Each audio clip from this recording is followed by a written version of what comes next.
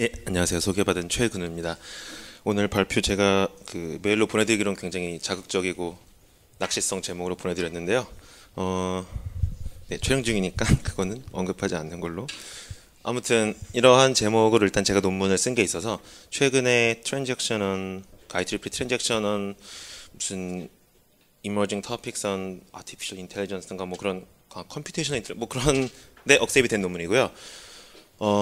대략 앱스트랙을 아마 제가 보내드렸던 걸로 기억하는데 딥 컴포넌트를 써서 뮤직 태깅이라는 작업을 수행할 때 발생하는 어떻게 보면은 가장 핵심적인 이제 뭐 어떤 스트럭처를 쓰자라는 것보다는 거기에 얼마나 노이즈가 심각하게 많이 있고 걔가 어떤 식으로 영향을 끼치나 하는 거에 대한 약간 조금 관점을 달리하는 연구입니다. 그리고 이 전에요.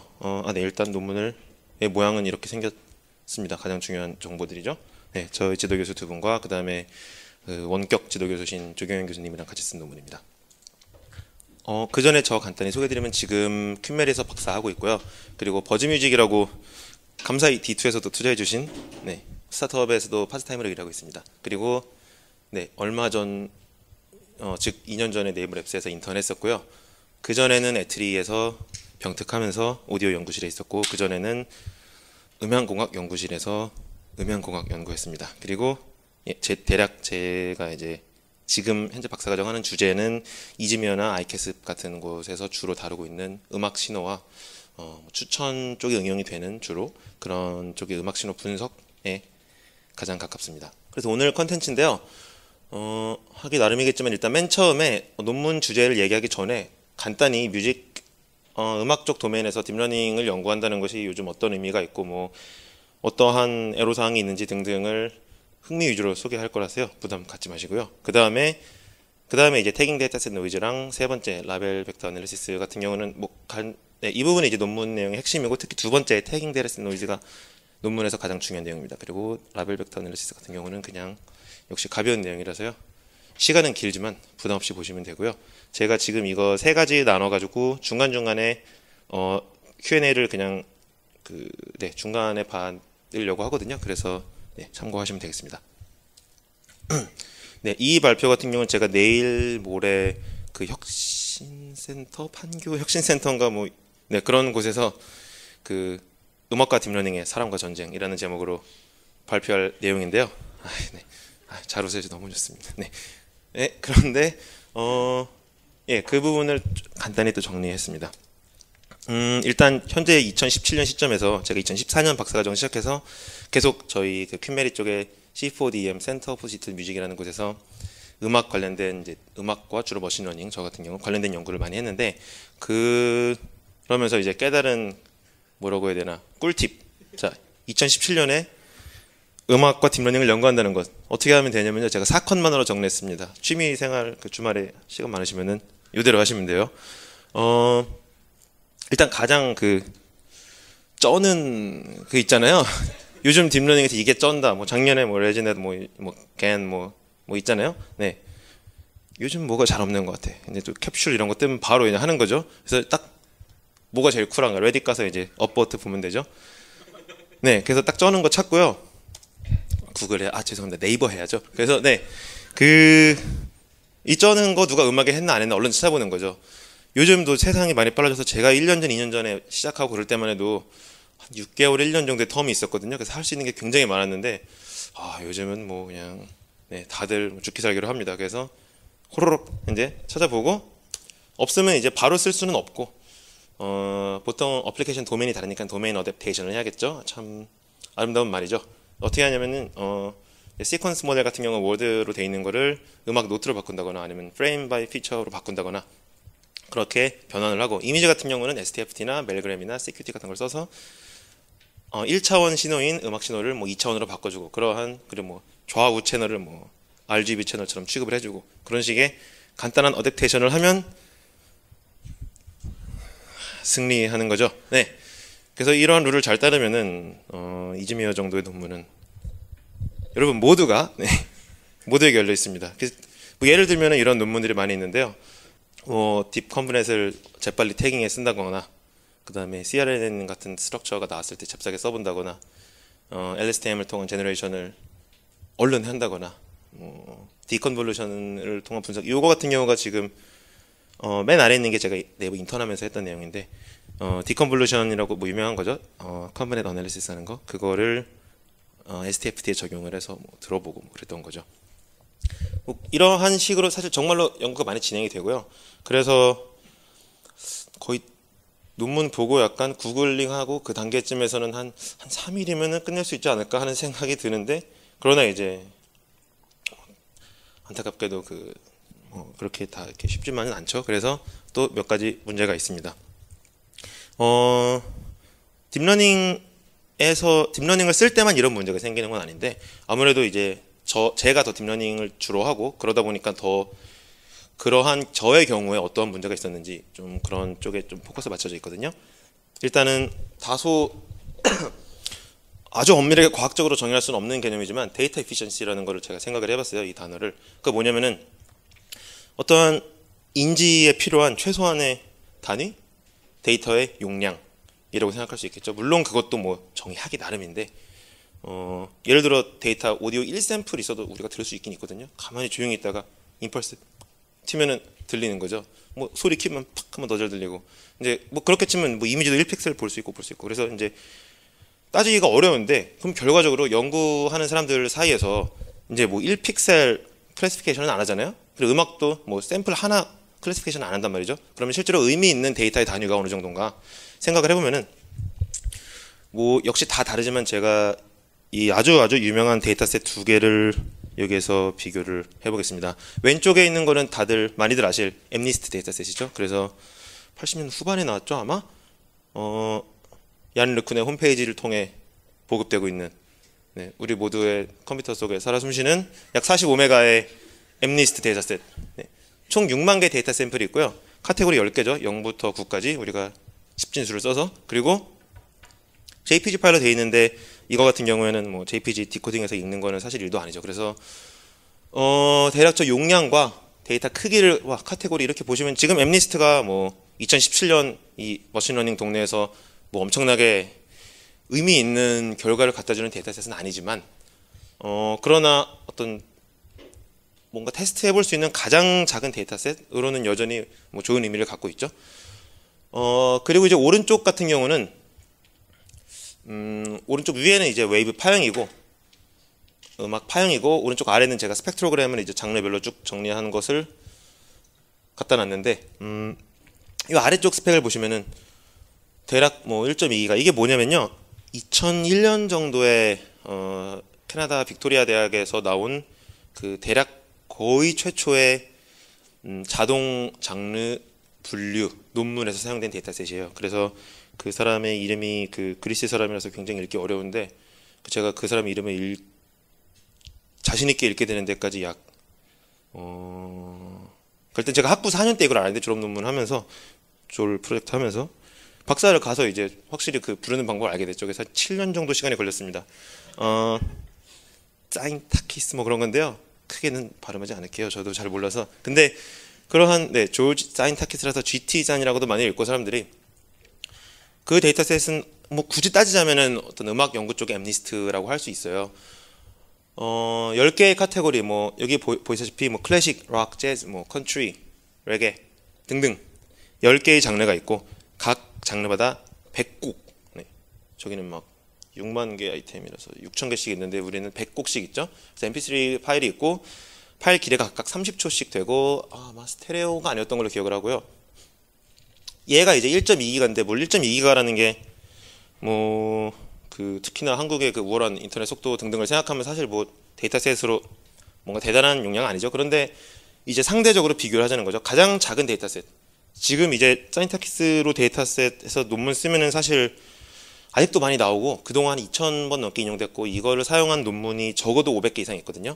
그렇지만 그래서 뭐 이용락 교수님 2010년에 딥 빌리프넷 써서 맨 처음에 장르 분류할 때도 이걸 쓰셨고, 얄르쿤이 2012년에 최초로 컴플릿 피처 써서 분류할 때도 썼고, 뭐 그 전에도 많이 썼고, 지금도 여전히 논문이 나오고 있지만 많이 쓰고 있죠. 제가 리젝도 많이 했고, 사람들 리뷰하면서. 왜냐면은 데이터 포인트를 개수를 생각해 보면은 이게 뭐 위를 좀 볼까요? 지금 위에 보시면 이게 흑백이니까 뭐 8비트 28 x 28 픽셀이 되는데, 그 아래 보면은 이제 16비트 오디오를 저 100만 샘플이라는 것도 뭐 다소 임의의 숫자라서 뭐 샘플링을 해서 어떻게 바꾸느냐에 따라서 바꿀 수 있는데, 대략적으로 저러한 사이즈라는 거죠. 그러면은 이 아이템 하나당 갖고 있는 데이터 크기가 굉장히 큰 편이고,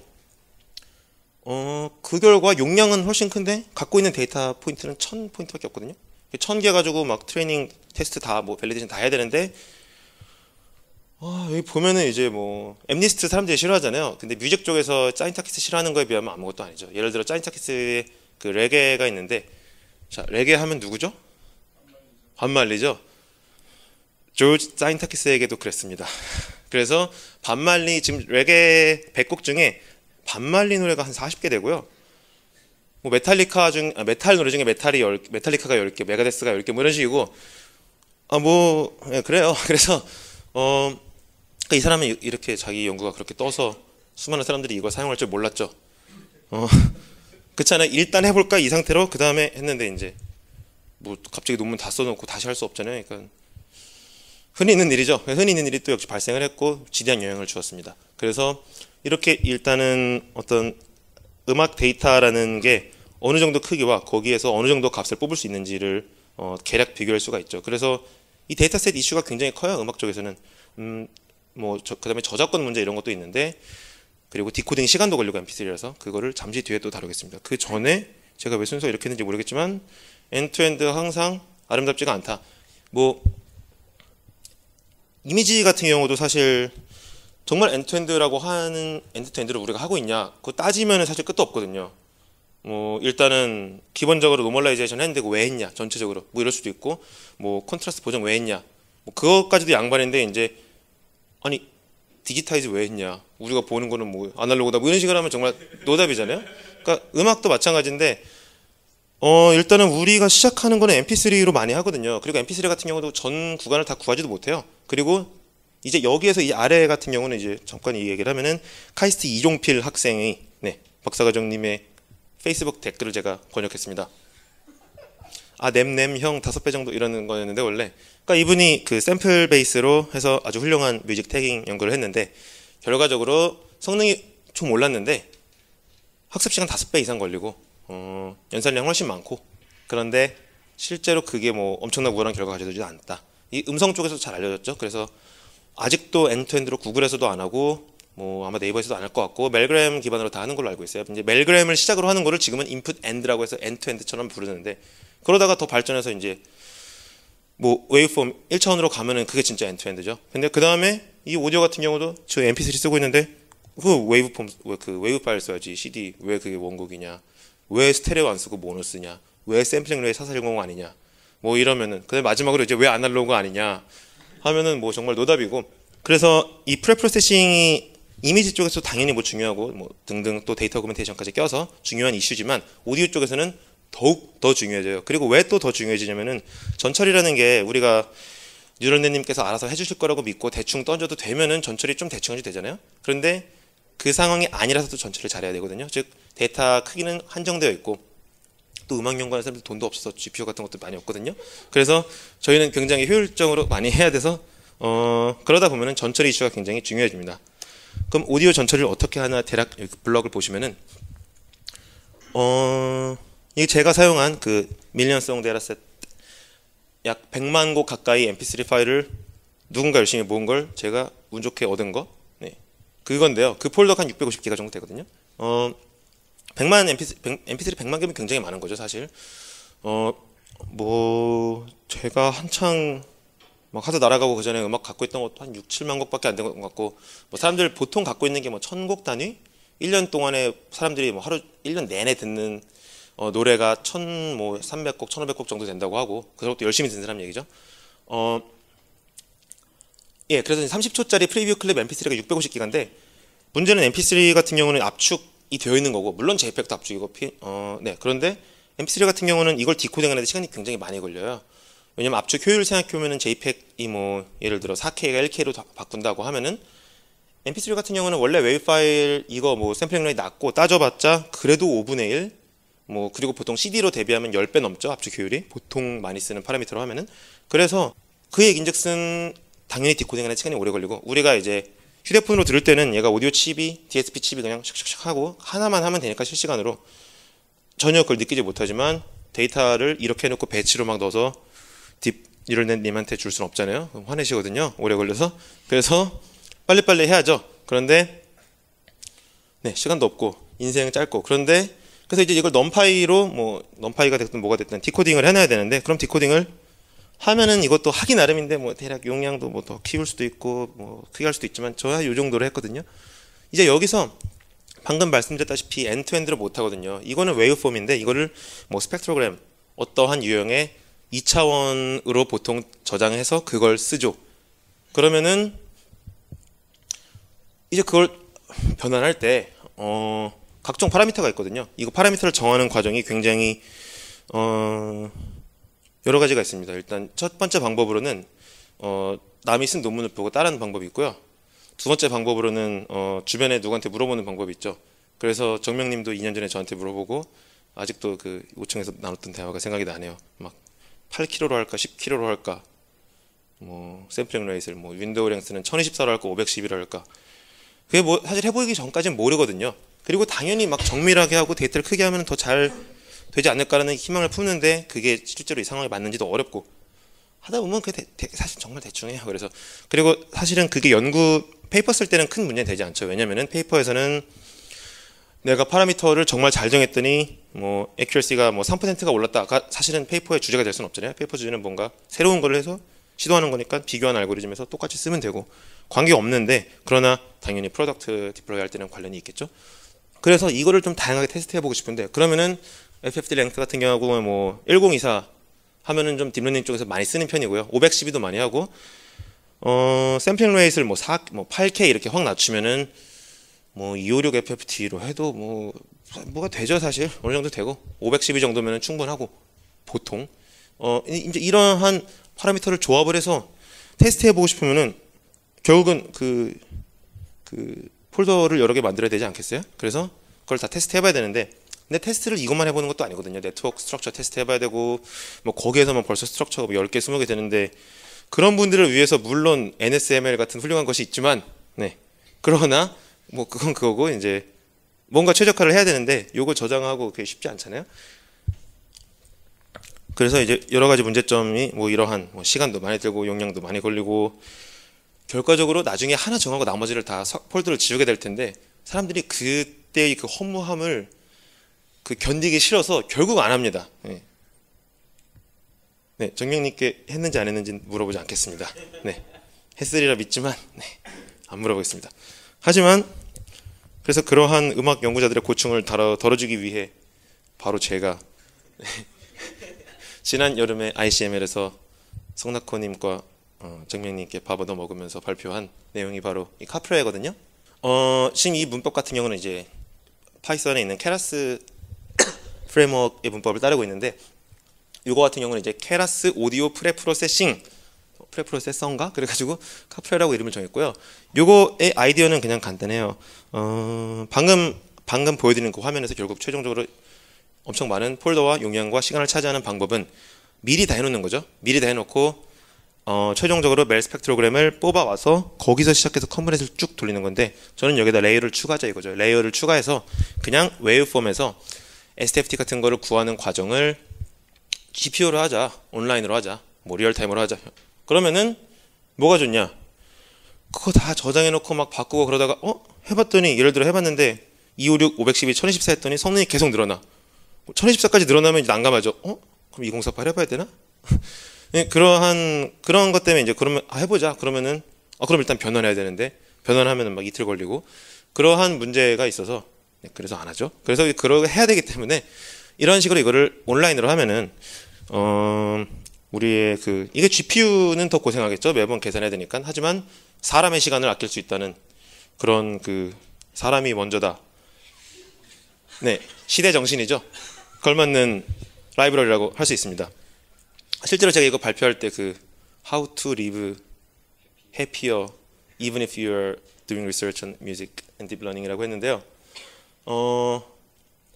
그러면 이제 이슈가 이거를 원래는 계산 안 해도 되는 요 레이어가 하나 추가됐으니까 시간이 얼마 걸리냐의 문제겠죠. 예. 그래서 벤치마크 좀 루즈한 벤치마크인데요. 간단한 어떤 굉장히 전형적인 레이어 5개짜리 컴포넌트를 써서 임의로 만든 음악 분류하는 작업을 수행하면서 벤치마크를 돌려본 거예요. 이거 비교가 어떻게 되냐면은 이 좌측의 경우에는 그러니까 멜그램 계산을 미리 안 하는 거.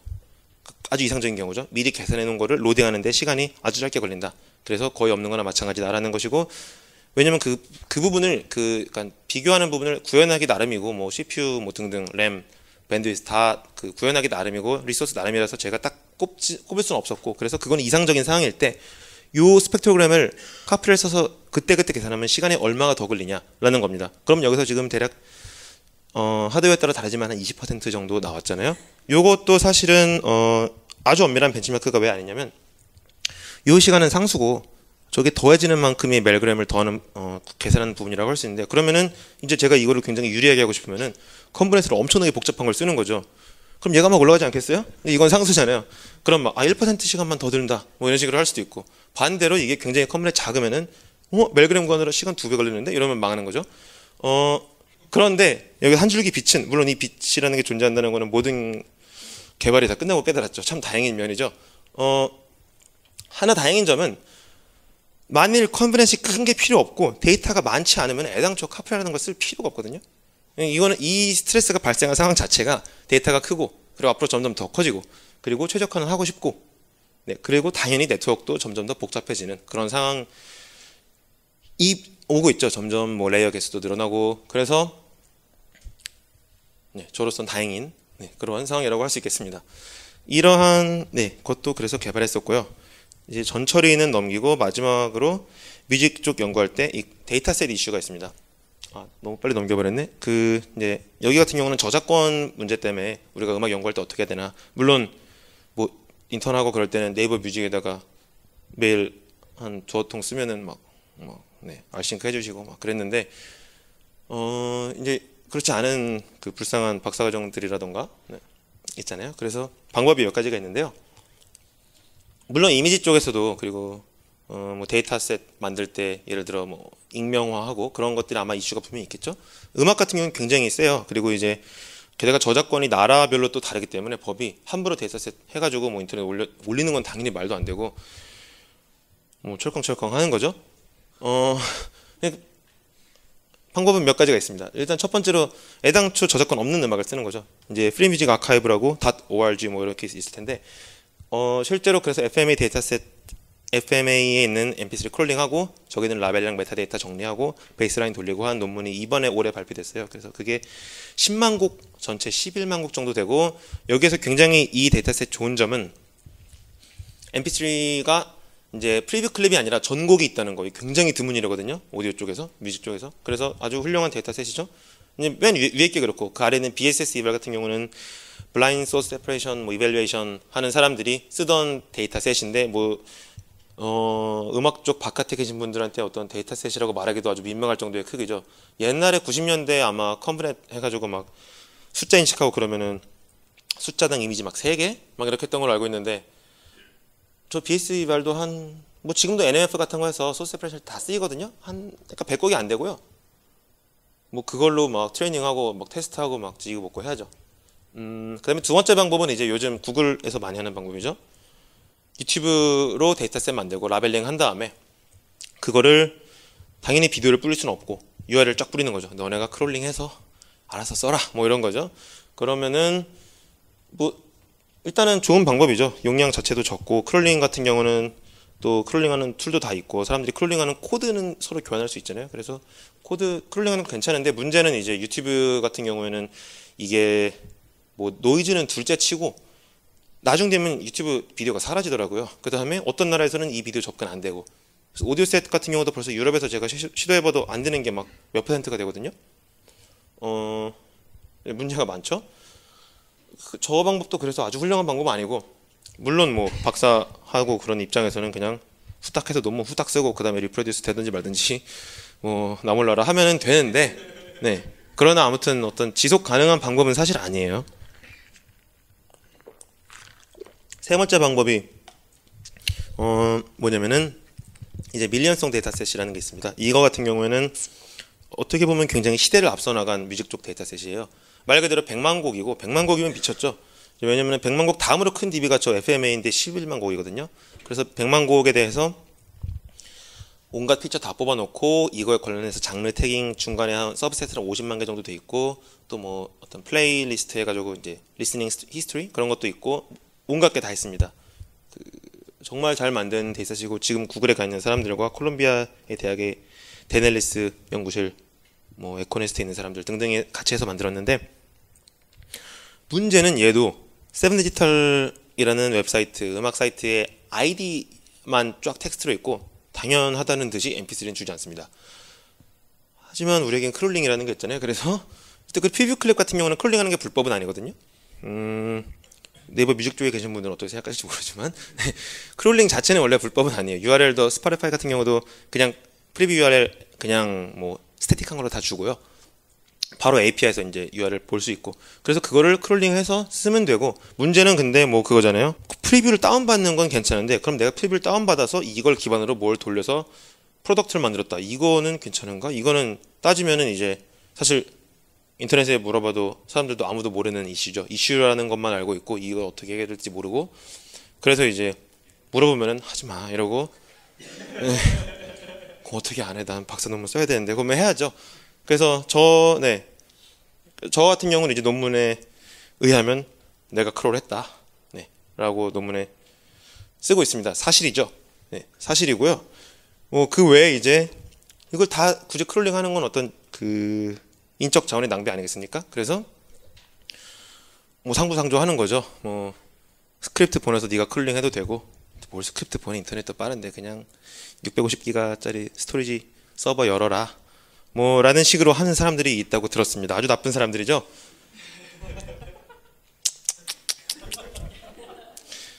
결코 저는 그런 짓 하지 않습니다. 그런데 뭐 이런 식으로 뭐라고 해야 되나 그 논문은 써야 하고 시간은 흐르고 있으며 박사는 받아야 하기 때문에 사람들은 이러한 방법을 쓰고 있습니다. 그래서 DB 쪽이 굉장히 어려워서 인더스트리 세션 같은 거 열고 패널에서 뭐 컨퍼런스에서 그러면 사람들이 항상 하는 문제가 막 다 듣고 아 고맙다. 근데 너네 그 좀 데이터셋 좀 어떻게 좀 안 되겠냐 그냥 하는데 당연히 뭐 회사에서는 법적 자문 받고 법적 자문이라는 게 뭐 그렇잖아요. 하지 마 이거잖아요. 그래서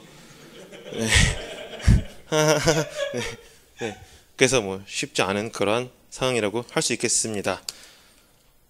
그래서 흥미 위주의 챕터 1이 끝났고요. 아 0이구나. 챕터 0이 끝났고 짧은 질의응답 있으시면 질문 있으시면 지금 받겠습니다. 밀리언성 데이터셋 정말 쉐어링 안 하냐고 물어보셨네요. 저요? 어떻게 제가 그런 천인 공로할 짓을 다음 끝났죠 질문? 논문 쓰실 때 저작권법 공정 이용 같은 걸로 어떻게? 생각해 보겠습니다. 저 같은 경우는 사실 그냥 좀 생각 없이 그냥 학습한 웨이트도 다 막 올리고 그러는데 지도 교수님은 모르시고요. 뭐 그렇죠. 복잡합니다. 그 외에 다른 질문 없으시면 없으시면 이제 본격적으로 신나는 논문의 세계로 들어가겠습니다. 내용도 나름 재밌는 면도 있고요. 이제 일단 재미있게 또 해보죠. 일단 이 논문의 타이틀이 지금 여기에 있듯이 뒤에 있듯이 딥 컨버에 써서 뮤직 태깅이라는 타스크를 수행할 때 라벨에 있는 노이즈가 어떤 영향을 끼치는가 하는 논문이에요. 그래서 태깅이라는 거에 대해서 일단은 알아보겠습니다. 태깅은 뭐 물론 더군다나 당연히 태깅 관련 업무도 해보신 분은 계실 테고 아시겠지만 간단히 설명드리면은 태깅은 사실 어떤 태그의 속성 같은 건 정의가 불가능하고 태그는 그 행위로 정의가 되죠. 누가 태깅을 한다는 건 뭐냐면은 내가 얘한테 정해진 바이트 수로 아무 스트링이나 넣게 허해줬더니 이 녀석이 이 분들 유저님들께서 각종 그 문자열을 입력하시더라. 그 태깅이죠. 그러다 보니까 그냥 정말 아무나 아무 말이나 넣을 수 있죠. 네이버 블로그에서도 뭐 보면은 사람들이 태그하라고 해서 예를 들어 내가 음식 블로그다 그러면은 뭐 음식 뭐 홍대 뭐 일본 가정식 이렇게 안 하잖아요. 뭐 다 써놓고 마지막에 태그로 뭐 근데 후식은 좀 뭐 이런 식으로 자기 마음대로 쓰잖아요. 그런 식의 태그 그게 바로 태그죠. 그래서 퀄리티가 네, 별별별별 이고요. 네. 그래서 하지만 이거를 써야 하죠. 왜 써야 하냐면은 뭐 일단 우리가 갖고 있는 데이터가 이건데 이걸 이용해서 뭔가를 해야 되고, 그러니까 이게 한마디로 뭐 실생활 뭐에서 존재하는 데이터가 이런 식인 거니까 우리가 유저들한테 앞으로는 그 대소문자 잘 지켜서 태그하세요 이렇게 할 수 없잖아요. 그래서 이걸 가지고 뭔가 재밌는 작업을 해야만 하는 상황에 처해 있는 분들이 있을 거라 믿습니다. 저도 그 중에 하나죠. 이게 음악 태그고 밀리언생 데이터셋 중에서 50여만 곡 중에 태그가 어떻게 되어 있나를 본 거예요. 지금 이 태그를 보시면 이게 지금 탑 뭐 몇 개 중에 제가 적당히 잘랐는데, 일단 태그는 아시겠지만 엄청나게 스파스하죠. 그래서 여기에도 50만 곡이고 50여만 곡인데 태그 수가 아마 좀 더 많아요. 그러니까 태그가 50만 개, 곡이 50만 개죠. 그래서 네, 뭐 노답이죠. 뭐 당연히 뭐 블로그나 이런 데도 엄청 심하겠죠. 그런데 그래서 이제 그걸 전체 할 수는 없고 가장 인기 많은 태그들만 꼽아보자. 그러면은 이렇게 되는 거죠. 뭐 장르가 나오고. 그런데 여기서 당연히 엄청나게 많은 문제가 발생합니다. 예를 들어 동의어 같은 문제가 있죠. female vocalist가 있고 female 어디 있나요? 아, 네, vocalist가 있죠. 단수 복수 이런 게 있고, 이제 favorite 그 다음에 이제 대문자고 favorite 이렇게 있고, 뭐 영어식으로, 그러니까 영국 영어식으로 뭐 이런 등의 뭐 다양한 뭐 문법 문제, 뭐 대소문자 문제, 동의어 문제 등등의 온갖 문제가 있습니다. 근데 그런 거는 일반적으로 모든 태깅 데이터셋 다 존재하는 문제일 테고, 제가 거기에서 이 뮤직 데이터셋에서 좀 집중한 부분은 여기를 보시면 알 수 있는 네, 요 그래프로 그린 부분이에요. 뭐냐면은 이제 보면은 이제 피메일 보컬리스트가 한 전체 곡 중에 한 10% 된다면 10%? 그래? 메일 보컬리스트가 한 3% 된다면 3%가 남자 보컬? 아닌 것 기타가 한 4%고 베이스가 막 1%. 근데 뭐 제가 베이스 쳐서가 아니라 음악 현대 팝 음악에서 베이스 악기가 전체의 1%밖에 존재하지 않는 건 말이 안 되거든요. 드럼도 마찬가지, 보컬도 마찬가지. 말이 안 되잖아요. 그러니까 이거 아니다. 이거 엄청난 노이즈가 있는 거다. 왜 이 엄청나게 노이즈가 있냐면은 태깅이라는 게 사람들한테 태그 후보를 뭐 50개 딱 주고 자, true, false 다 입력하세요. 이렇게 한 게 아니잖아요. 그냥 자기가 마음대로 한 거기 때문에 결과적으로 태깅이 되어 있으면은 그 태그는 좀 믿을 수가 있는데, 태깅이 안 되어 있다는 거는 드럼이 없다는 소리가 아니라 그냥 사람들이 드럼을 태깅을 안 한 거죠. 그래서 여기에 그러니까 소위 말하자면 이게 false가 아니라 뭐 따지자면 unknown이 엄청나게 많은 상황이고, unknown과 false가 섞여 있는데 우리가 그게 어떻게 섞여 있나 모르죠. 그래서 거기에서 이제 다양한 연구 주제가 발생하는 거죠. 그래서 얼마나 노이즈가 심하고, 그렇게 노이즈가 심하면은 뭐 심한지 모르지만 심한 것 같죠. 그러면은 그걸 가지고 학습을 하는 게 정말 말이 되냐? 그리고 그렇게 학습을 한 거는 그렇다 치는데 우리가 그걸로 또 평가를 할 텐데 그거는 또 어떻게 믿냐? 그리고 뭐 네, 기타 등등 뭐 그걸 이용해서 우리가 또 뭐 어떤 거를 통찰을 얻을 수 있냐라는 주제가 있겠습니다. 일단은 첫 번째로 얼마나 노이즈가 심한지, 그리고 그걸 이용해 학습을 하는 게 말이 되는지 따져보죠. 그걸 따져보려면은 어떻게 되냐면은 다시 말해서 그라운드 트루스를 평가하는 거거든요. 그럼 그라운드 트루스를 평가하려면 어떻게 해야 돼요? 더 믿을 수 있는 진짜 그라운드 트루스를 만들어야겠죠. 그라운드 트루스를 진짜 만든다는 건 뭐냐면은 어노테이션 다시 한다는 거죠. 물론 박사과정은 모든 일을 할 수 있을 것만 같지만 암만 그렇다 하더라도 제가 50만 곡에 50개 태그를 할 수는 없겠죠. 그래서 오케이 하는데 다는 못하고 일부를 골라서 한 다음에 그걸로 뭔가 썰을 풀어보자, 그러한 결론에 도달하게 됩니다. 그리고 라벨 같은 경우도 아까 쭉 보셨듯이 뭐 장르도 있고 분위기도 있고 막 이상한 뭐 쿨 뭐 이런 것도 있고 뭐 별난 거 다 있는데, 상대적으로 가장 객관적이라고 그나마 할 수 있는 이 네 가지를 꼽아봤습니다. 인스트루멘탈, 피메일 보컬, 메일 보컬, 기타. 그러니까 이거는 이제 역시 이것도 굉장히 애매한 면이 있죠. 예를 들어 인스트루멘탈이냐 아니냐. 그래서 인스트루멘탈인 것 같은데 마지막에 들어보는데 막 나오다가 마지막에 막 코러스가 이렇게 이러고 끝나면은 이거 보컬인가? 이게 애매하잖아요. 그러니까 이러한 문제가 있단 말이죠. 근데 여전히 그래서 객관적이라고는 절대 말 못하는데 상대적으로 객관적이고, 그 다음에 일관적인 것도 조금 애매하죠. 예를 들어 기타 소리가 이게 들었는데, 그러니까 이게 신디인지 기타인지 그거 굉장히 따지기 어려운 소리도 엄청나게 많거든요. 그렇지만 적어도 일관되게 저 혼자 했으니까 일관되게 틀린 하지만 일관성은 있는 그러한 라벨링을 시도했습니다. 마지막으로 또 이제 제가 프리뷰 클립 30초만 듣고 있기 때문에 인스트루멘트인 줄 알았는데 알고 보니 나중에 보컬이 나온다. 이러면은 이제 그거는 제가 틀리는 거죠. 제가 맞게 들었어도. 그래서 그런 문제가 있지만 그러한 노이즈를 감안을 하고 그래도 다시 한번 해보자. 그리고 이거 같은 경우는 제가 그 태깅이 있으면서 제가 탑 50 태그가 있는 것들을 골랐기 때문에 총 24만 곡 정도가 되는데 그래서 50만 곡의 절반밖에 안 되지만 여전히 다 들어볼 수는 없으므로 일부를 듣기로 결정했습니다. 두 개 서브셋 잡았어요. 일단은 하는 서브셋 100, 100. 이 네 가지에 대해서 일단은 라벨 기준으로 각각 라벨에서 true와 false에서 50개씩 랜덤으로 샘플링을 해서 들어보는 거죠. 그래서 걔네가 진짜로 기어 아니요 하면서 들어보는 거죠. 라벨링을 열심히 했습니다. 하는 거고 또 하나의 서브셋은 서브셋 400이라고 얘 같은 경우에는 아까 나왔던 것들이랑 별도의 셋, 그러니까 정확히 말하면 테스트 셋에서 제가 이걸 뽑았는데 아까 건 트레이닝 셋에서 뽑았고 이거는 그냥 좀 더 간단하게 400곡 정하고 태그 4개 말씀드렸던 거 정해서 그 교집합이 서브셋 400이 됩니다. 그 다음에는 이제 즐거운 그 감상의 시간이죠. 예전에 제가 네이버에서 인턴한 것도 그 디컨볼루션이라는 걸 해서 그 다음에 그걸 다 들어봐야 해가지고 64개 필터 곱하기 5개 레이어인데 곡을 4개씩 한 다음에 그거를 그래서 64 곱하기 5 곱하기 4가 되나요? 그러면은 128, 1020, 256에다가 해가지고 한 많이 들었죠? 2000 몇 곡을 몇 개의 파일을 물론 짧았지만 한국에서 영국 가는 비행기에서 즐겁게 들었던 기억이 있습니다. 노이즈 캔슬링은 축복이죠. 이번에도 이건 3일 정도 걸렸고요. 네, 검증은 안 했습니다.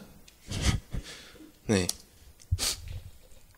평가를 그래서 제가 해봤더니 그래서 저의 그라운드 트루스로 기존 그라운드 트루스를 노이즈한 거를 평가를 해봤더니 일단은 여기는 각 4개의 라벨에 대해서 그 파지티브 라벨이에요. 그러면 파지티브인 애들은 일단은 에러 레이시 매우 낮아요.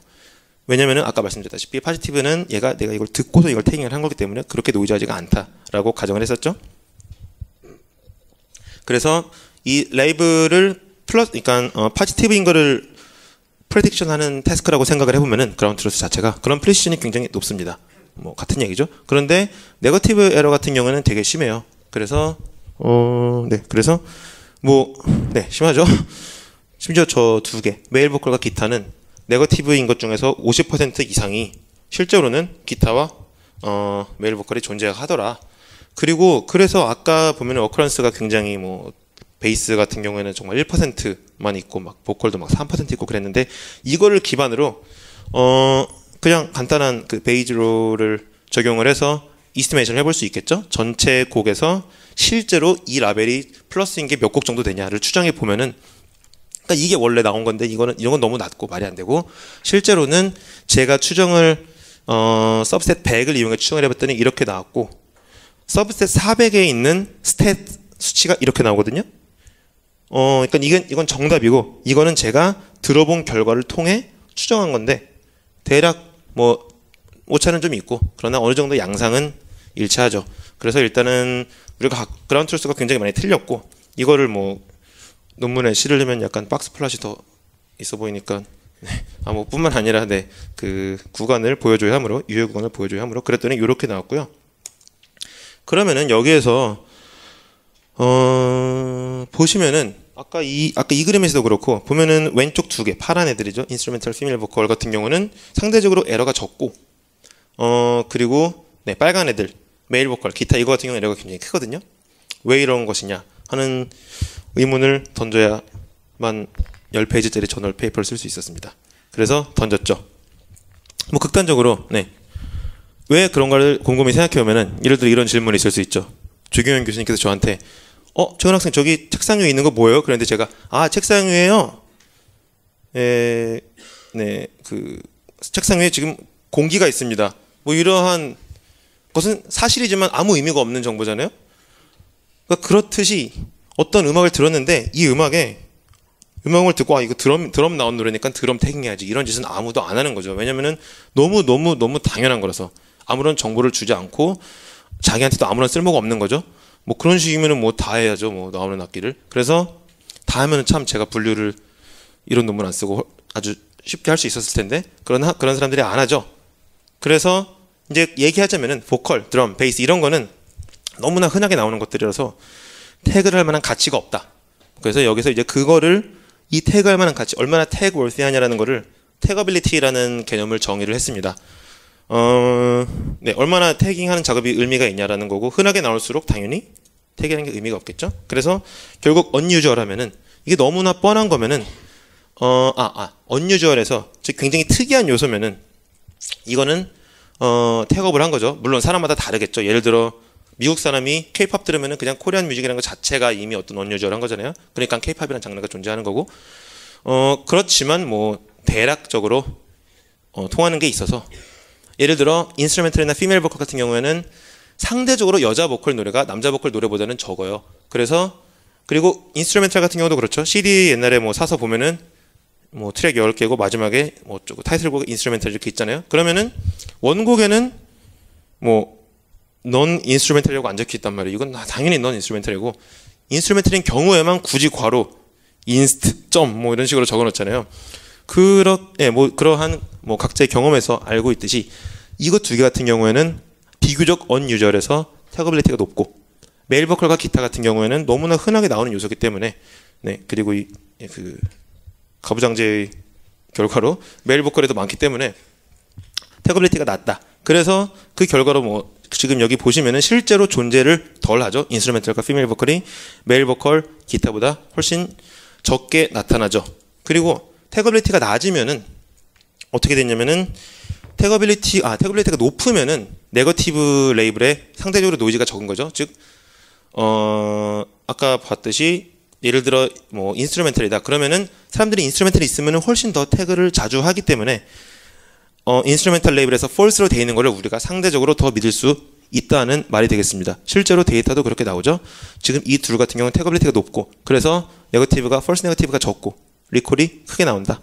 크게 나왔고, 네, 작게 나왔습니다. 마지막으로 이걸 통해서 그러면은 그래 지금 그라운드 트루스를 우리가 평가했더니 어떠한 특성에 태그빌리티라는 특성에 따라서 이 그라운드 트루스의 신뢰도가 달라지는 거죠.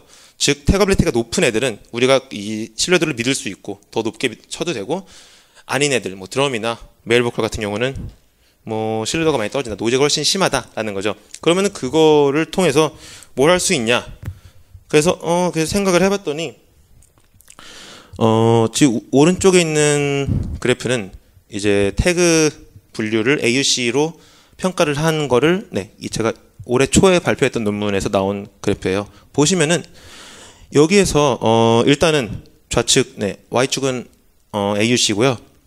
각각 지금 여기에서 이제 그 피메일 보컬리스트와 스를 따로 했기 때문에 총 5개인데, 그리고 여기 라벨 뒤에 있는 숫자는 뭐냐면요, 그 태깅 데이터셋에 있는 그 그라운드 트루스 기준으로 한 파퓰러리티거든요.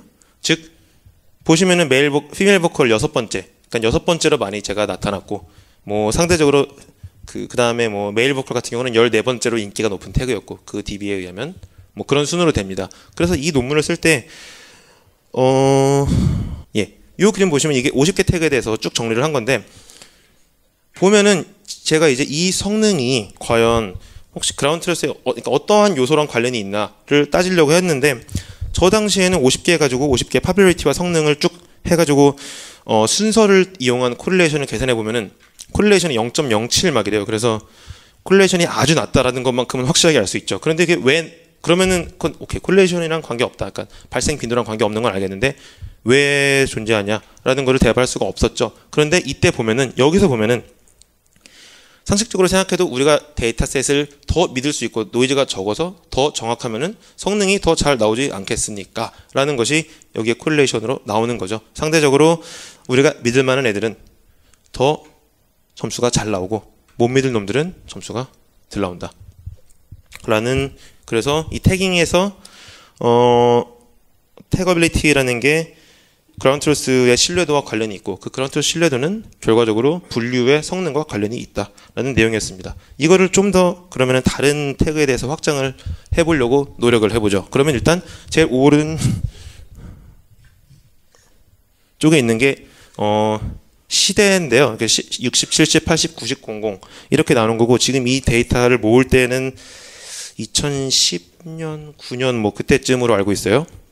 아주 최신은 아니고 그냥 적당히 최신입니다. 그러면은 여기서 보시면은 6, 7, 80은 성능이 잘 나왔고 90, 00은 성능이 안 나왔거든요. 그러면은 이거 어떤 거냐 생각을 해보면은 원래 음악이라는 게 우리한테 옛날 음악이라는 것 자체가 이미 어떤 하나의 장르가 되죠. 딱 들어가 이거는 이제 사운드도 그럴 수 있고 그 당시에는 장르가 덜 다양해서 그럴 수 있고 여러 가지 그럴 수 있지만 지금 시점에서 음악 들을 때 70년대 음악이다 그러면은 70년대라는 것 자체가 그것만 설명해도 이 음악이 뭐다라는 게 설명이 되는 거고, 다시 말해 옛날 음악은 훨씬 언유저얼한 거죠. 훨씬 덜 나타나고. 그래서 67, 80 같은 경우에는 마찬가지로 우리가 그라운드 트루스를 더 믿을만 하고, 상대적으로 00이나 90년대 라벨 같은 경우에는 더 노이즈가 많이 있다. 즉 실제로 90년대랑 00년대 음악인데도 사람들이 딱히 그렇게 태그 안 하는 거죠. 지금 뭐 들으면서 이 노래가 2000년대 음악이야 라는 거는 굉장히 무의미한 일이잖아요. 네, 그래서 마찬가지 현상이 나타난 것으로 추정한다.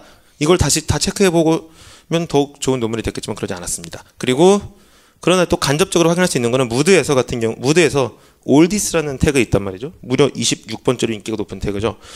그러니까 옛날 음악이라는 거는 옛날 노래라는 것 자체가 태그가 존재하는데 그에 상대되는 개념인 요즘 노래, 최신곡 이런 거는 태그가 존재하지 않았다. 그리고 실제로 올디스도 성능이 잘 나왔죠. 그래서 그러한 식으로 우리가 이 노이즈가 최종적으로 분류에 끼치는 영향을 돌아서 대략적으로 추정을 했습니다.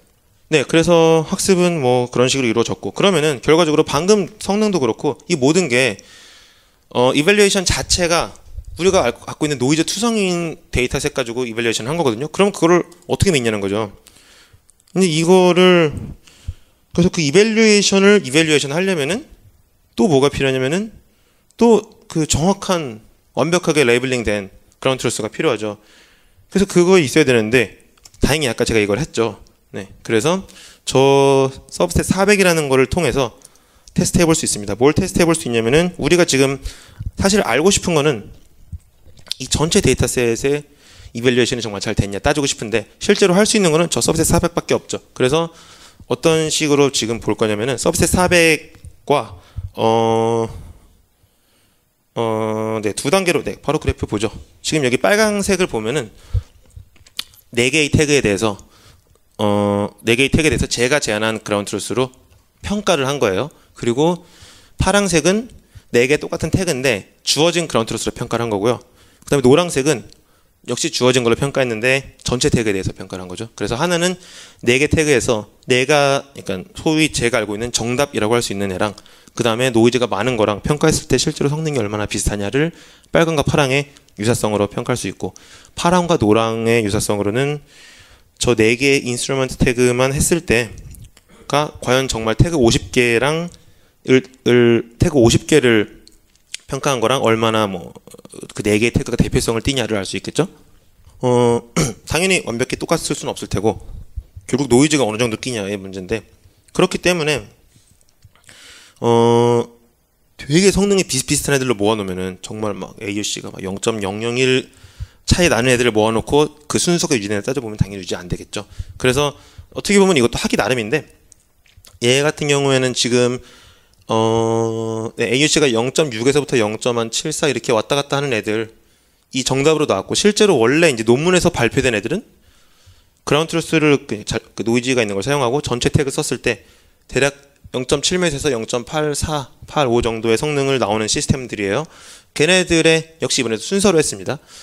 순서가 어느 정도 코릴레이션이 있냐 했더니 뭐 너무나 지극히 당연한 결론인데, 이 시스템끼리 차이가 상대적으로 클 때는 유사성이 훨씬 둘 다 높고요. 그런데 저쪽에서는 조금 더 차이가 덜한 애들로 6개를 모아서 테스트를 했거든요. 그랬더니 코릴레이션이 0.5 정도로 떨어진다. 결국은 저거보다 더 차이가 적으면은 실제로 이 잘못된 뭐 노이즈가 많은 데이터셋을 이용해서 비교한 것이 아주 정확하다고 당연히 할 수가 없다. 역시 근데 뭐 이렇게 한다고 해서 뭐 정말 좋은 거는 이제 노이즈가 뭐 베리언스가 몇이다, 결국 영향이 끼치는 게 우리가 신뢰 구간이 몇이다라는 거를 알 수 있으면 좋았겠지만 그렇게는 할 수 없었습니다. 그래서 이밸류에이션 해봤더니 대략적으로 시스템 간의 그 상대적인 성능 차이는 성능 우위는 유지가 되더라. 하지만 완벽하진 않다. 라는 내용이었습니다. 잠시 또 질문을 받도록 하겠습니다. 안녕하세요. 결국 어쨌든 태그가 얼만큼 정확하게 달려 있는가랑 태그가 된 데이터셋으로 하고 싶은 게 뭔가 같은 건데, 예를 들어서 그러니까 밀리언 데이터셋에 있는 태그를 밀리언 데이터셋에 없는 음악을 넣었을 때 비슷하게 찍어주는 거를 하고 싶으면은 태그를 그냥 쓰는 게 맞기도 하잖아요. 예. 그러니까 네. 태그를 예측하고 싶다는 말씀. 네, 예. 그렇죠. 네. 그리고 예를 들어서 밀리언 데이터셋에 드럼이 있는, 그러니까 드럼 태그 같은 경우는 제가 그냥 짐작하기로는 뭔가 다른 드럼이 들어가 있는 음악이 많지만 이 음악은 특히 드럼이 인상 깊었기 때문에 이 태그를 찍었다 같은 종류의 거로 생각할 수 있을 것 같아가지고, 어쨌든 그러니까 태그가 정확하면 정확한 대로 쓸 수 있겠지만 사람이 음악에 대해서 인상 깊게 인지한 것들이 태그로 남아있다고 생각하면 그 자체로도 의미가 있는 것 아닌가요? 네, 저는 이걸로 논문을 여러 편 썼기 때문에 반드시 의미가 있어야 하고요. 예, 사용은 근데 사실은 네, 어플리케이션을 따지면은 당연히 말씀하신 대로 주어진 데이터라는 게 적어도 포지티브 레이블은 굉장히 믿을 수가 있고, 그리고 데이터셋 덩치가 크면은 위클리 레이블 돼 있어도 위클리 슈퍼바이즈드로 학습이 잘 되고, 그래서 이거를 이용해서 그러면 드럼 분류를 예를 들어 드럼 탐지를 할 수 있냐? 네, 잘 될 거예요. 이 정도 크기고 이 정도면은. 네. 그렇지만 네, 그러니까 실제로 활용할 수 있냐와 적어도 어느 정도의 영향을 끼치는지를 아는 건 약간 별도의 문제가 되겠죠. 네, 그러니까 문제가 두 가지가 있는 것 같은데, 하나는 이제 어떤 음악에 드럼이 있는지를 찾아내는 클래시파이어를 만들고 싶다고 하면 데이터셋, 그러니까 이 정도 태깅으로는 부족한 거 같고요, 제가 느끼기엔. 그리고 예를 들어서 근데 유튜브에서 제가 그냥 드럼이라고 치면은 드럼이 들어가 있는 모든 음악이 아니라 사람들이 드럼이 인상 깊다고 생각하는 음악들이 나오잖아요. 그런 것들을 만들 때는 태그가 의미가 있지 않나? 좀 그런 생각을 했었습니다. 그거는 근데 사실 후속 조사를 많이 해봐야 될 것 같습니다. 왜냐면은 굉장히 주관적인 부분이라 실제로 이 드럼이 돼 있는 걸 들어봤을 때 유저 스터디 같은 것도 해야 될 것 같고요. 진짜 그게 어떤 의미가 있는지는. 네, 연구 취재와 약간 거리가 있는데, 네. 그러니까 시간을 거슬러 옛날을 2006년 그때를 떠올려 본다라면, 이게 이미지 레이블링이 충분하지 않던 시절에 힌턴 아저씨가 했던 것처럼 이게 소수의 그런투스의 레이블을 가지고, 그러니까 언슈퍼바이징 방식을 이용을 해서 슈퍼바이징을 하는 방식으로서와 근본적인 해결 문제를 같다고도 보고 있어요. 일단 거기에 동의 여부는 잘 모르겠습니다만, 그렇다면 이제 태그의 노이즈성을 파악하는 게 보다도 지금 일부의 그런 특성을 바탕으로 인해서 그걸 또 합성을 해서 재생되는 음악들을 얼마나 분포도를 또는 빌리편 같은 방식으로서 접근할 수 있지 않았는가라는 궁금함이 들거든요. 어떻게? 대략은 이해했는데 아주 구체적으로는 어떤 질문이신지 제가 이해를 못했습니다. 그러니까 저게 결과적으로 태그 자체가 결국 우리가 십몇 년을 생각했을 때 지금 이미지넷이 등장 이전에 충분히 네이블링된 이미지 존재하지 않았을 경우에 소수의 이미지만을 가지고 네이블링되지 않은 이미지를 분류하려는 문제와 근본적으로 풀려는 문제가 같은 문제가 아니냐는 질문이었어요. 그러니까 태그가 완벽하지 않잖아요. 음악에 대한. 네. 그러니까 십몇 년 전에는 이미지엔 태그도 완벽하지 않았었죠. 로케이션도 완벽하지 않았고 분류도 완벽하지 않았었고. 근데 소수의 분류된 데이터를 가지고 예를 들어서 다수의 분류되지 않은 데이터를 분석하려는 시도가 있고 성공했었잖아요. 네. 네, 그것과 해서 결과적으로 같은 문제라고 볼 수 있지 않은가 싶어서. 예, 기본적으로는 네. 사실 머신러닝의 분류 네. 문제로서는 네. 엄청나게 많은 유사성이 있고 역시 마찬가지로. 예. 네. 네. 그렇다면은 그 문제를 해결했을 때 가장 방법 중에 하나가, 그러니까 노이즈라는 것에 대해서는 그냥 자체로 노이즈 자체를 파악하려거나 또는 그런 구려내는 시도 자체를 하지 않고 그 자체로 데이터만을 보고 그 음악 자체가 사실 이게 신호 처리에 관련된 문제인데 얼마나 서로 분리되는 형태로서 분류가 되는 건가? 빌리프의 형태로 분류가 되는 형태로서 접근을 해볼 수 있지 않을까 생각이 들었어요. 근데 거기에 대해서 좀 생각을 듣고 싶습니다.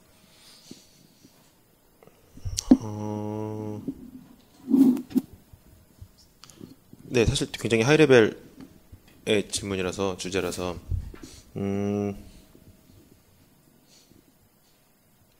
뭐 저의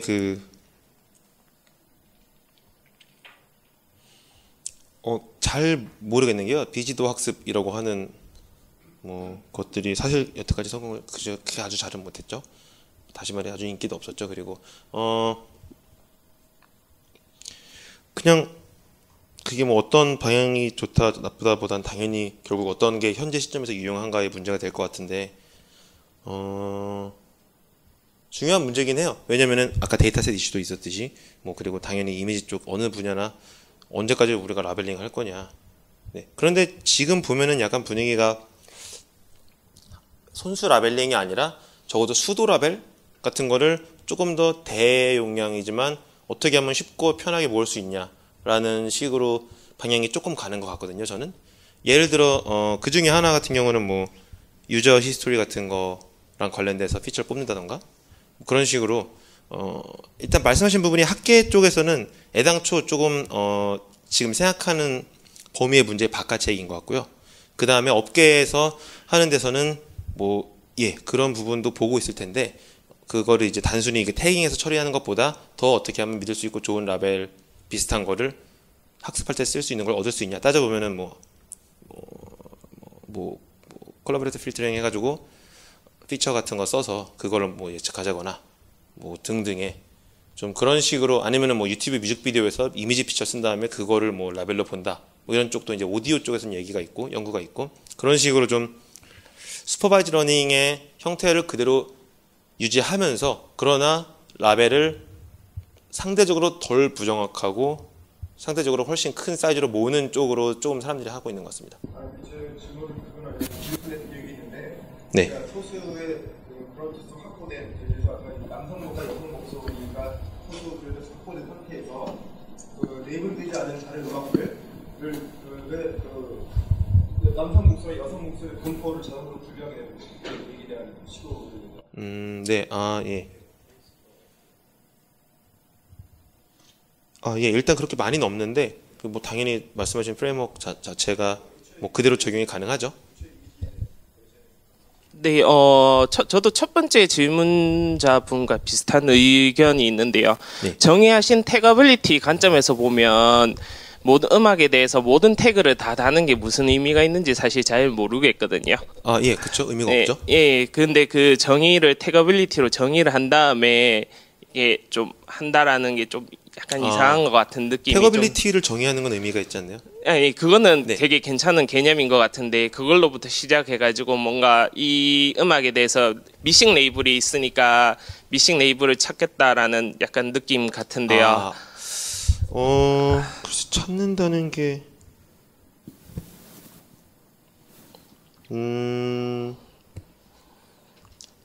사실 여기서 네. 주어진 노이즈라고 하는 게 잘못 태깅되었다기보다는 우리가 태깅되어야 되는데 태깅이 안 되었다라는 개념 같은데요. 그게 지금 사실 태깅 돼야 되는 건 아니죠. 말씀하신 대로 예. 태깅 돼야 될 필요는 없고 그냥 사용의 관점에서 태깅이 되어 있었다면 참 좋지 않았을까라는 그런 생각뿐이지 사실은 그게 전혀 뭐 태깅 되어야 되는 건 아니죠. 그렇게 되면 궁금한 것들이 사실 데이터가 되게 많잖아요. 저희가 이미 위클리 레이블링된 데이터가 엄청나게 많은데 네. 그렇게 되면 그냥 위클리 레이블링 알고리즘들 아무거나 좀 유명한 것들 들고 와가지고 그냥 나머지 우리 서브셋 400에다가 레이블링을 시켜보면 이제 분께서 그 레이블링 한 거랑 얼마만큼 겹치는지에 따라서 이렇게 좀 오토매틱하게 좀 나머지를 채워 나갈 수 있지 않을까 싶은 생각이 좀 들거든요. 예. 네. 맨 처음 얘기하셨던 거는 약간 다른 얘기인 것 같은데 방금 말씀하신 얘기 네네네. 가능하겠죠? 예. 그렇게 하면 일일이 뭐 수작업으로 데이터 태깅하는 것들이 좀 그리고 아까 혼자 하셨다는데 그 좀 많이 크리티컬하지 않나요? 네이블링에 대해서 뭐 카파 한 2분 정도 이렇게 해가지고 뭐 카파 어그리먼트라든지 이런 거 좀 재서 예, 그렇죠. 사실 정말 진지하게 이걸로 너네가 갖다 써라 뭐 이런 식이면 당연히 뭐 적어도 둘 셋 해가지고 어그리먼트 하고 할 텐데 나중에 또 어그리 안 하면 어그리 안 한 걸로 논문 쓰고 막 그러죠. 근데 예, 저 같은 경우는 그냥 혼자 했습니다. 비슷한 또 연장선상 질문인데 역시 또 이미지 분리하고 또 생각을 해본다라면, 그러니까 이게 한 장에 고양이 사진, 개 사진 있는 게 아니라 고양이, 개, 뭐 사자, 뭐 말 한 번에 다 있어서 분류 문제와 로케이션 문제를 동시에 푸는 문제로 해석을 해보자라면, 그러니까 예를 들어서 하려면 이제 여기에다 사각형 열심히 그려봐서 계속 로케이션을 해보게 될 거잖아요. 만약 이미지 분류라면, 예. 그러니까 이게 고양이 사진만 있는 게 아니라 고양이도 있고 개도 있으니까. 실전 여기 10개 동물이 있다라는 것을 각각 분류를 해내는 문제로 환원시켜 본다라면, 그 가지고 하나 음악에 드럼도 있고 기타도 있고 하나 목소리로 들어가 있는데, 그것을 이제 우리가 알고 있는 몇 가지의 핵심 태그가 예를 들어서 대표적으로 이제 탑에서 20개 정도 뽑아놓고 그 드럼과 기타와 뭐 육성 몇 가지를 놓고 일정 로케이션 문제에 풀어놨던 거 똑같은 방식으로 신호를 분리해 나가서 태깅하는 방식을 접근해보는 방식은 방금 생각이 들었는데, 예, 이게 방금 생각이 들어서 실효성을 지금 어떻게 생각하시나요? 분리 문제가 섞여 있는 문제인가요? 사실 네, 로케이션이 결국은 세그멘테이션이 되면은 뭐 음악에서 분리 문제가 되죠. 예.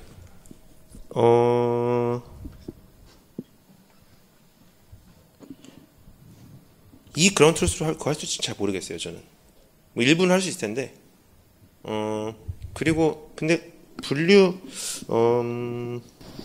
막 분류를 하다 보면은 드럼의 신호가 어쨌든 이제 드럼 소리는 이제 음악의 그 태그가 아니라 네. 정말 드럼 소리만 녹음하면 필요한 거죠. 네, 이게 근데 사실 꼭 드럼 소리만 녹음한 건가 없어도 사실은 분류는 가능하거든요. 그러니까 언페어 데이터셋 같은 경우도 요즘 소프트 세퍼레이션 분류하는 음악 연구 나오는데 지금 이거 태깅 같은 경우는 제가 지금 악기 레이블을 간해서 다시 뭐 리언테이션 해가지고 거기에 좀 집중이 되어 있는데 발표 자체는 태그에는 뭐 장르 같은 게 훨씬 많아서 일단은 그래서 꼭 태깅 전체와 음원 분리가 직결해서 하긴 조금 애매할 것 같고, 그런데 아마 말씀하신 것처럼 그거를 악기가 존재하냐 안 하냐랑 그다음에 그걸 분류하는 거랑 같이 한다라는 것은 뭐 유효한 접근 방식이라 생각해요. 네, 악기의 경우는 그래서 뭐 충분히 네, 실제로 사실 네, 비슷한 거 하고 있어요. 네, 얼마 전에 시작해서 하고 있습니다. 그러면은 마지막 챕터는 짧게, 네, 정말 짧습니다. 네. 이제 열심히 학습했는데 그러면 이 학습한 게가 네트워크가 뭘 배웠냐라는 거가 또 하나의 그 초미의 관심사죠. 네, 그래서 여기 같은 경우는 어떻게 했냐면은 이거 굉장히 흔하게 쓰는 방식이죠. 마지막에 댄스 레이어가 하나 있어가지고 그 매트릭스가 뭐 W가 여기서는 이제 피처가 32디멘전이 돼서 32 바이 50이 되는데, 그렇게 했을 때 이렇게 하면 당연히 여기가 태그가 총 50개가 되고, 즉 각각 라벨에 대해서 32개의 벡터가 32디멘전인 벡터가 나오는 거죠. 총 50개가. 그래서 각각의 벡터가 라벨 하나를 상징하는 거죠.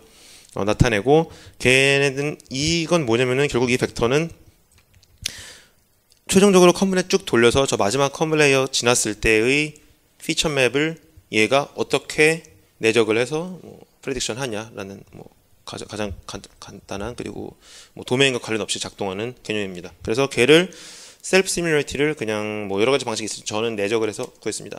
그러면은 네. 구하면 대략 이렇게 지금 50개는 다 안 했고 제가 23개 꼽아서 했는데, 이거를 라벨이랑 같이 비교해서 볼게요. 일단 오른쪽에 있는 애가 그라운드 트루스에 있는 코어 오커런스 매트릭스거든요. 즉 같이 그야말로 같이 등장하는, 같이 나타나는 애들을 쭉 모은 거죠. 짧게 하겠습니다. 일단은 두 가지 측면이죠. 지금 이 코어 오커런스 매트릭스랑 라벨 벡터 애널리시스에서 시뮬러리티 구한 거랑 일단 대충 비슷해요. 그리고 당연히 코어 오커런스 매트릭스는 굉장히 스파르스해서 훨씬 값이 전체적으로 작지만 그러나 양상은 비슷합니다. 그래서 얘네들을 대조해 보려면 결국 또 이제 또 랭킹이 얼마나 시밀러한가, 페어끼리 코어 오커런스의 각각 페어로 나타나는데 그 페어가 저기서 높은 값이 나타나면은 실제로 알 벡터도 비슷하게 나타났냐, 그 두 개를 비교해 볼 수 있겠죠. 논문에는 뭐 자세히 나와 있지만, 그래서 결론 1은 아주 간단하게 말하면 대충 비슷하다가 결론입니다. 뭐 그렇게 쓰진 않았지만요. 그런데 글은 대충 비슷하다라는 건 좀 재미가 없죠. 그래서 대충 비슷한데 아닌 애들이 있단 말이죠. 그럼 이 아닌 애들이 왜 아니냐? 여기서 이제 결국은 어떤 식으로 설명하냐의 나름인데, 예를 들어 아닌데 왜 아니냐 그랬더니 그냥 네트워크가 좀 학습이 좀 덜 돼서 그렇게 똑똑하지가 않아서 얘가 좀 실수를 했다라는 식으로도 해석할 수 있고, 그거는 사실은 우리가 알고 있는 도메인 너리지를 봐야겠죠. 예를 들어 뭐 비슷하게 했는데 개랑 고양이가 좀 비슷하게 나왔고 개랑 뭐 사람은 덜 비슷하다 그러면은 맞는 거잖아요. 근데 뭐 말도 안 되는 게 비슷하게 나왔다. 뭐 고양이랑 뭐 책가방이랑 비슷하다고 그거는 좀 그건 아니다. 그건 네가 잘못한 거다. 이런 식으로 우리가 배경 지식을 이용해야 하는데, 여기 같은 경우는 좀 특이한 게 3개가 있었어요. 그리고 보시면은 여기에서 sad랑 beautiful 보시면 얘네가 시뮬레이티가 82거든요. 되게 높죠? 100이 만점입니다. 그리고 또 비슷한 게 뭐냐면은 섹시와 R&B 82, 그리고 캐치랑 해피 또 86, 되게 높은 시뮬레이티예요. 보시면은 뭐 락이랑 얼터너티브 락이 87, 락이랑 헤비메탈이 47 이 정도 나온 거 보면은, 그리고 얼터너티브 락과 얼터너티브가 86이 나왔고요. 그러니까 새드와 뷰티풀이 82 나왔다는 거, 섹시 R&B가 82 역시, 그리고 캐치 해피 86. 그러면은 얘네가 들었는데 말도 안 되는 표현하면은 좀 이상한 거고, 말이 되는 표현하면은 재밌는 결과가 나왔다 할 수 있는 거고, 음악적 그 지식과 의견에 따라서 아전인수가 될 수도 있고 말이 되는 소리가 될 수도 있는데, 그런데 저는 굉장히 말이 된다고 생각하고 논문에서도 그렇게 얘기를 했고, 보시면은 근데 좀 재밌는 거, sad랑 beautiful 생각해보면은, beautiful이라는 단어가 음악을 서술할 때 되게 행복하고 밝은데 beautiful이라는 노래도 있는데요. 그렇지만 대부분의 좀 뭔가 beautiful 수식어 자체가 일단 언어적으로 sad랑 연관이 깊다는 거는 뭐 네이티브 스피커들한테 물어봐도 역시 어느 정도 공감을 하는 내용입니다. 그리고 섹시랑 R&B는 뭐 느낌 아시죠? 네. 그리고 캐치랑 해피 같은 경우도 저도 이걸 보기 전까지는 생각을 못했는데, 캐치라는 게 결국은 이제 귀에 팍 꽂히는 소리고, 뭐 대부분 반복을 통해 일어나죠. 후크송이라고 하는 그런 것들인데, 그러면 후크송 중에서 막 되게 슬픈 노래 없거든요. 네. 대부분 뭐 펌핏 다 신나는 노래란 말이죠. 그러니까 이런 것들은 일단은 우리가 알고 있는 지식을 통해서, 지식에 의거해, 경험에 의거해, 실제로 얘네가 음악적인 성분이, 신호적인 측면이 비슷한 면이 있겠구나. 그래서 그러한 것들이 코어 컨셉으로 나타나지 않더라도 얘가 의미 있는 음악적 피처를 뽑는 과정에서 그것들을 비슷하게 처리하더라라는 뭐 좋은 결과가 나왔고, 근데 이거를 조금 더 제가 원했던 거는 뭐 뮤지컬러지 하거나 아니면은 약간 심리학 쪽 뮤직 이런 뭐 사이클로지 뭐 이런 애들 하는 애들한테 좀 자문을 더 구해서 연구적인 근거, 뭐 다시 말해 이제 하더라라고 꺽스에 뭐 27, 35 이렇게 할 수 있는 걸 원했는데, 그들한테 물어보면 맞다고 존재할 거라고, 찾아보면 존재 안 하더라고요. 그래서 뭐 되게 비슷한 연구는 있는데 정확하게 딱 제가 원하는 것처럼 캐치한 노래가 어떤 특성이 있는데 그것이 해피라는 무드와 연관이 된다라는 연구는 찾지를 못해서, 그냥 그럼 뭐 내가 그 분야 첫 번째 연구 하던가 뭐 네, 그런 식으로 그냥 아주 엄밀한 그런 근거는 찾을 수가 제시하지 못하고 끝나게 되었습니다. 그래서 뭐 이러한 이 챕터는 아주 짧게 이렇게 되었죠.